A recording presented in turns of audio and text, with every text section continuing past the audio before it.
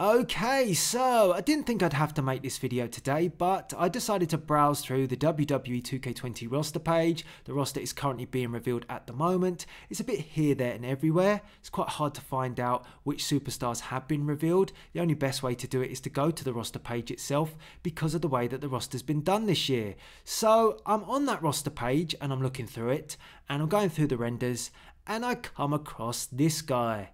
Jeff Hardy, the charismatic enigma. Now, I love Jeff Hardy. I really do. But does something not look right here? Now, last year, Jeff Hardy didn't have his face paint. And it was a cause for concern because he'd had his face paint in WWE for quite some time. However, the face paint didn't make the game. Now we're seeing a render of Jeff Hardy confirmed for 2K20 and he doesn't have the face paint. So why? Now, I'm not saying that Jeff Hardy doesn't have his face paint this year, but I would say, why put this render out? If Jeff Hardy does have his face paint, surely to generate hype and excitement and have people talking positive about the game, you go and get that render, have him with his face paint, and then people will be saying, did you see Jeff Hardy's render? It looks like he's going to have his face paint this year. That means he's going to look different. Very exciting. As opposed to having people saying what I'm saying now, where I'm concerned that Jeff Hardy isn't updated for this year's game. Because this is what happens. So I don't know. I don't know if this is a problem or not yet. But looking at the rest of the roster, there are other examples of superstars that haven't got an updated render. But they do have excuses too. For example, Harper. He doesn't have an updated version of him as his render. He has a Bludgeon Brothers version. But Harper only came back recently to the company. So with that in mind, it was highly unlikely that 2K would indeed update his attire.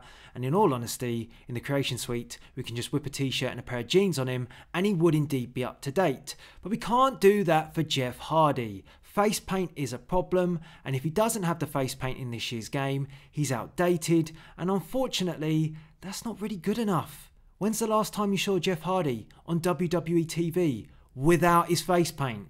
It's been a long time. So, I'm not really sure what else to say on this one. I just find it a bit frustrating. And in all honesty, I'm only saying what I see.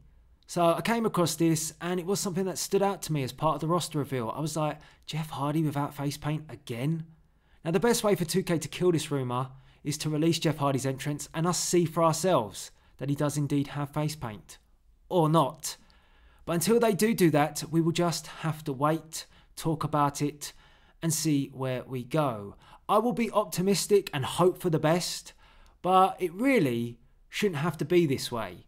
That render should have been updated if he does indeed have his face paint, and then we wouldn't be having this conversation right now. So let me know what you think in the comments section. Let me know your views and opinions. Put if you think he will or he won't have face paint. I'd love to hear your views. My honest opinion at the moment is if they went with that render, then I'd lean towards that he doesn't. It would be nice if we had a feature where we could apply it so we could have the choice, because I do think Jeff Hardy is the sort of superstar. It's not like a Sting where he rarely doesn't have face paint. Hardy can sometimes go without it, but for the most part in WWE at the moment, he's wearing face paint. So I'd like to have the option, with or without. But we don't have that option either in a WWE game at the moment. So unless they put that in as something new as part of the creation suite details, again, we're looking at a Jeff Hardy that could be outdated. So have your say. I want to get your views and opinions, and please rate, comment and subscribe. In terms of the roster itself, I will say this. It looks like it's going to be a pretty extensive roster. I was glad to see NXT UK superstars being featured when we saw Tony Storm as part of the gameplay trailer. And to follow up on that, having Mark Andrews, Trent Seven, Pete Dunne, all of those being confirmed and plenty more. It leaves me with hope that we will indeed get the UK champion in the game, which of course is Walter, the ring general. It would be weird if he wasn't now, but he has not been announced just yet.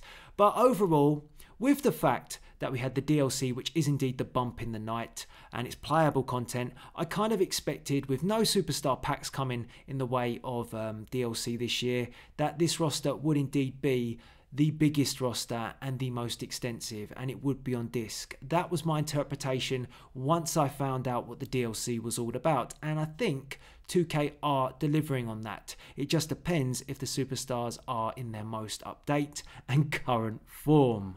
But for now, I don't know. I'll keep the hope. I'll see you later.